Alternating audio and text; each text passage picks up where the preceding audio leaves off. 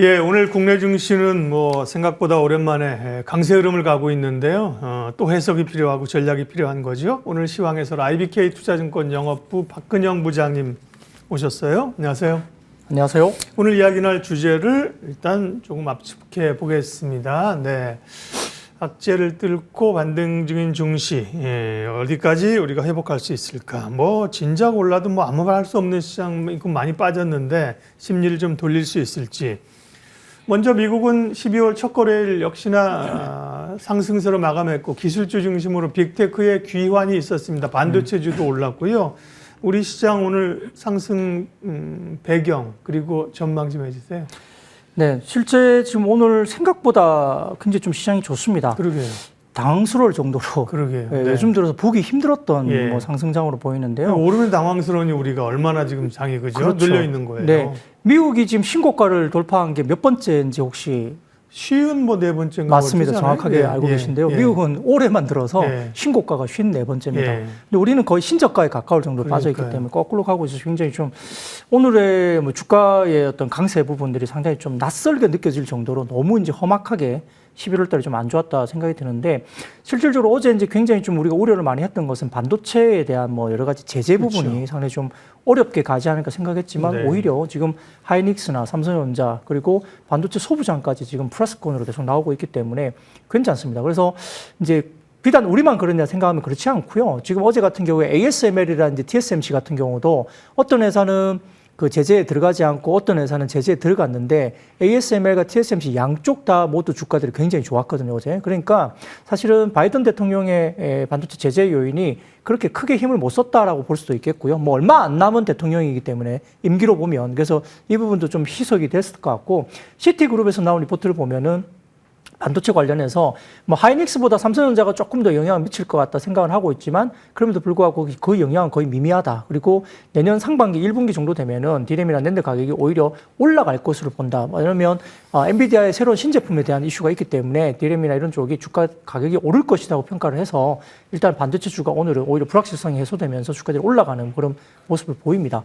시장에서 지금 반도체뿐만 아니라 지금 11월까지 누적 수출 금액으로 봤을 때 역대 최대치를 이미 경신하고 있는 화장품주들도 오늘 급반등세가 나오고 있거든요.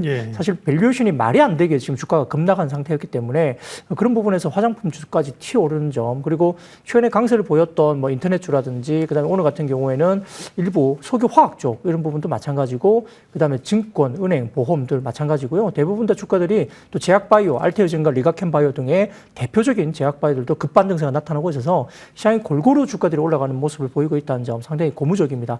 이러한 배경에는 조금 쉽게 생각해 보면 어제 그 미국의 그 PMI 그 제조업 지수가 상당히 좋게 나왔거든요. 그래서 이게 시장의 좀 변동성을 좀 높여주는 그리고 변곡점으로서 시장을 상방으로 좀 끌어주는 부분이 아닌가 이러한 제조업 지표에 대한 호조 그리고 물론 고용 지표가 추후에 나오겠지만 12월에 지금은 25bp 금리 인하에 대한 기대감이 상당히 높아져 있습니다.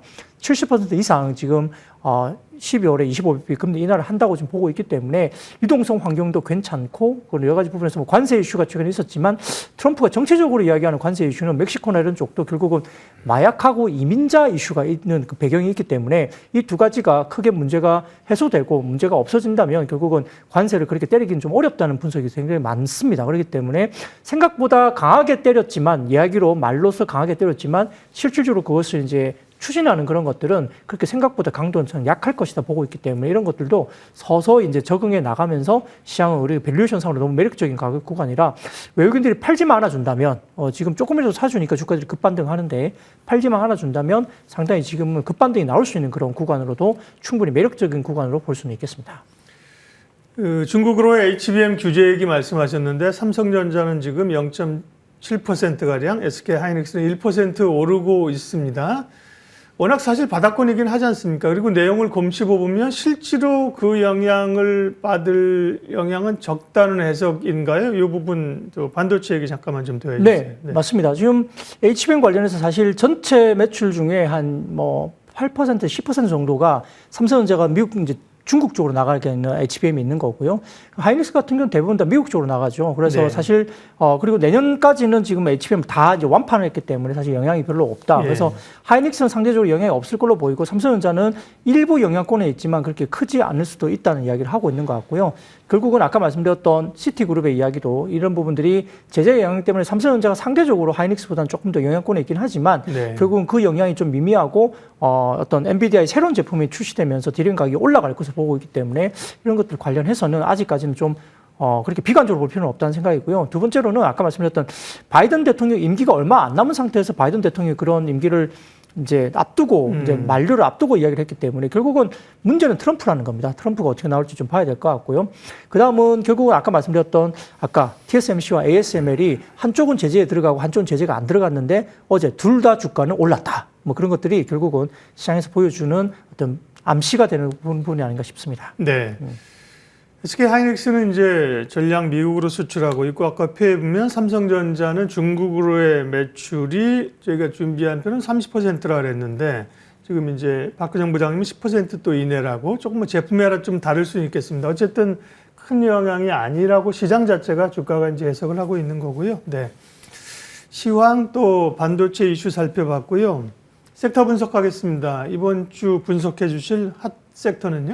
네, 뭐 사실 굉장히 재미없는 섹터 중에 하나로 분류는 아주 대표적인 섹터가 네. 통신업종입니다. 통신. 예. 최근에 이제 시장이 워낙 안 좋았고 11월 달도 그랬었고 분위기가 좀 그랬기 때문에 뭐 사실 우리가 예전에 은행주 바라보면 자 은행주는 주식을 사는 게 아니라 예금하는 곳이다 뭐 이럴 정도로 은행주가 누가 손이 안 갔죠. 네. 개인들이 뭐 배당을 보고 은행주를 일부 매수하는 사람들이 있겠지만 개인 고객들 가운데 뭐 은행주를 적극적으로 산 사람은 거의 없었다고 보입니다. 근데 밸류 프로그램이 나오고 하면서 은행주가 뭐 급등하고 막 2배 이상 막 올라가는 모습들이 보이고 신고가가 뚫어지면서 상당히 지금은 밸류과 관련된 모멘텀으로 저평가된 부분들이 이제 다시 재평가가 되면서 주가들이 급등을 사실 했고요. 그런 것들이 은행주를 포함해서 이제 금융주주나 이런 것들도 영향을 미쳤는데 최근에 보면 11월 달 장이 안 좋을 때 지금 방어주로서의 역할 그리고 관세 문제나 이런 것들이 막 불거지면서 트럼프 관세에서 좀 벗어날 수 있는 내수주 최근에 보면은 뭐 엔터주라든지 그다음에 뭐 일부 인터넷주라든지 게임주라든지 이런 것들 관련해서 관세에서 좀 벗어난 섹터들이 상당히 급반등이 나오고 있는 상황에서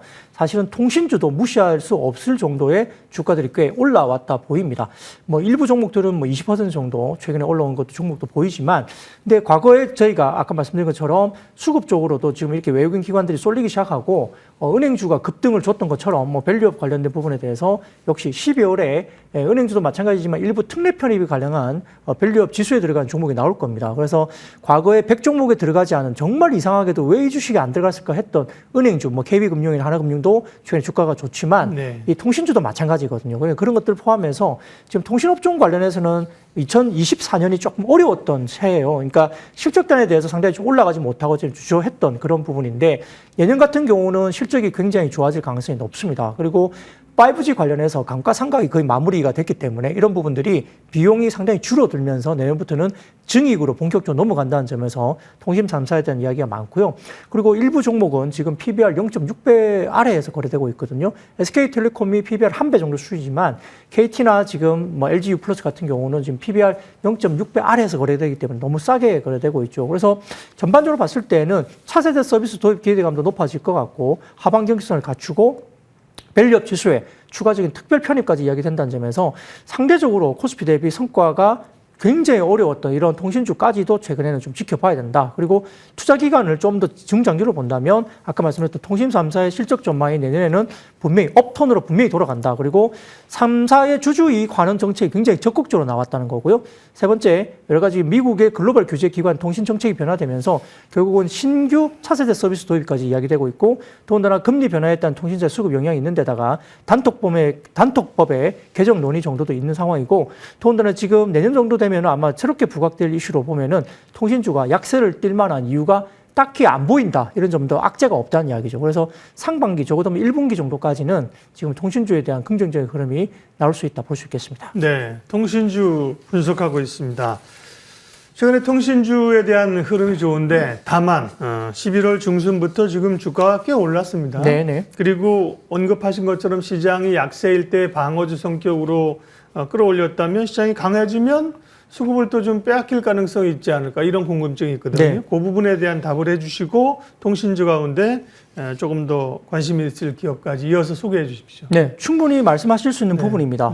시장이 좀 너무 안 좋았고, 그다음에 관세 영향 등을 포함해서 이제 수출주나 이런 것들이 상당히 좀 주가들이 찌들려 있기 때문에 네. 그 과정에서 대안으로 이제 배당주라든지 관세와 무관한 이런 종목들 중심으로 주가들이 이제 좋았던 것은 분명히 맞는데 그렇다고 지금 시장이 오늘은 굉장히 뭐 국내 시장이 굉장히 좋습니다. 저도 이제 앞으로도 시장이 적어도 2,700포인트 이상으로는 뭐 상당히 갈 수 있는 장으로 보는데 그럼에도 불구하고 지금 다이렉트로 바로 2,700까지 지금 갈 수 있는 시장일까에 보면 좀 고민이 아직은 있는 거죠. 네. 뭐 여러 가지 깜짝 금리 인하를 했지만 그거를 호재로 받아들이지 않고 오히려 시장에서 경기가 얼마나 안 좋을 걸로 예상하면 깜짝 금리 인하까지 했을까라고 되게 악재로 받아들이는 시장이었고요.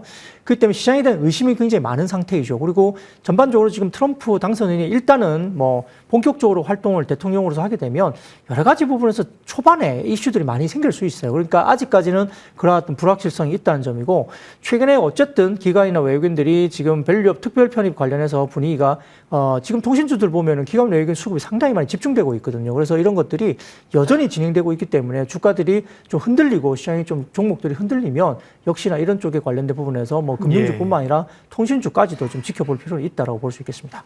통신 서비스 업종이 몇 개 안 됩니다. 물론 이제 5G 장비 쪽으로 하면 확대가 되지만 지금은 이제 주로 이제 통신주라고 하면 서비스 업종을 얘기하는 거기 때문에요.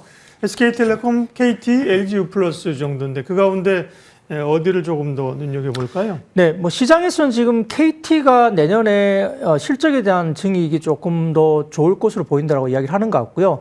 그 다음에 두 번째로는 역시 LG U+가 3년 만에 이익 증가 증이익으로 돌아섭니다. 그래서 멀티플로 봤을 때는 지금 KT가 중간 정도 쯤에 생각되는데 멀티플은 물론 이제 SK텔레콤이 가장 높은 멀티플을 받고 있는데 LG U+ 같은 경우는 너무 낮은 디스카운트를 받고 있다는 점이 이제 부각이 될 수 있고 주주하는과 관련된 부분에서 환원율이 지금은 LG U+가 SK텔레콤이나 KT보다 훨씬 더 전제 높게 발표됐다는 거예요. 그래서 지금 현재 주가 대비 주주 환원율 보면은 실질적으로 LG U+가 가장 높은 주주 환원율을 나타냈다는 점이 긍정적으로 평가될 수 있겠습니다. LG U+는 25년도에 3년 만에 이익 증가로 바로 돌아설 수 있겠고요. 아까 말씀드렸던 5G 설비 투자에 대한 감가상각이 이제 사라지면서 증익 베이스로 본격적으로 업턴이 됩니다. 더군다나 최근에 유선 사업의 핵심인 IPTV 가입자 수가 최근 3개 분기 순증수에서 전체 이동 통신 서비스 가운데 1위를 차지했다고 합니다. 이것도 굉장히 이례적인 거거든요. SK텔레콤과 KT를 제치고 3개 분기 순증수 1위를 기록하면서 경쟁력 회복을 알렸고요. YTD 연간 기준 분기 평균 순증수는 3만 6천 명 정도인데 SK텔레콤이 2만 4천 명, KT가 1만 명 정도니까 상당히 높은 실적을 구현했다고 볼 수 있습니다.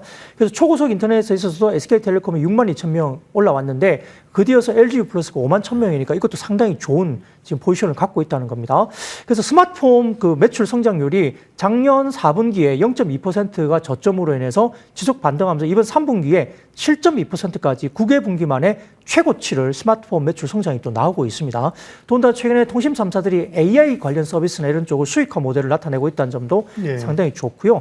거기다가 주주 환원율, 그러니까 배당금과 자사주 매입액을 최대 60%까지 끌어올릴 생각이기 때문에 단기순이익의 40% 이상을 배당하고 단기순이익의 한 20%까지는 탄력적으로 자사주를 또 매입하면서 달성하는 것을 목표로 발표를 했죠.